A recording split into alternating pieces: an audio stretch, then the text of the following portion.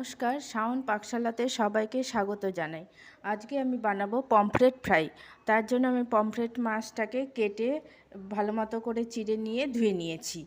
আর নিয়েছি লেবু নিয়েছি, আদার রস নিয়েছি আর রসুনের রস নিয়েছি। এখন আমি ম্যারিনেট করে নেব। আমি মাছগুলোর মধ্যে রসুনের রসটা দিয়ে দিচ্ছি। দিয়ে দেবো আদার রস,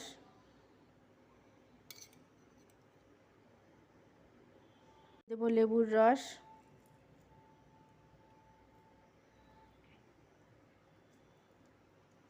হলুদের গুঁড়ো,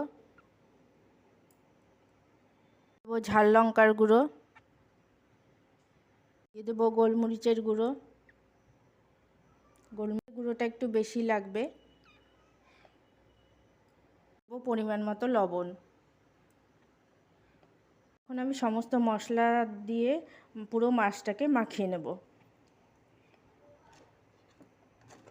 পুরো মশলা দিয়ে আমি ভালো মতো করে কাটা জায়গাগুলো মশলাগুলো ভালো মতো ঢুকিয়ে দিয়েছি।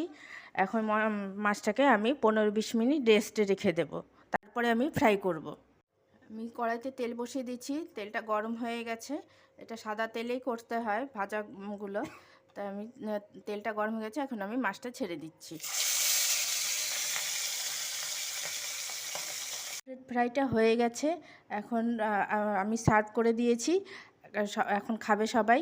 আর এটা যদি বাড়িতে আপনারা করবেন, করে খেয়ে ভালো লাগলে আমার চ্যানেলটিকে সাবস্ক্রাইব করবেন, লাইক করবেন, শেয়ার করবেন এবং কমেন্ট করে আমার পাশে থাকবেন। এটা খুবই সহজ পদ্ধতিতে আমি করে দেখালাম। আমরা সবাই বাড়িতে করে খাই, কিন্তু একটু অন্য পদ্ধতিতে দেখালাম। আপনারা এটা বাড়িতে অবশ্যই করে খাবেন।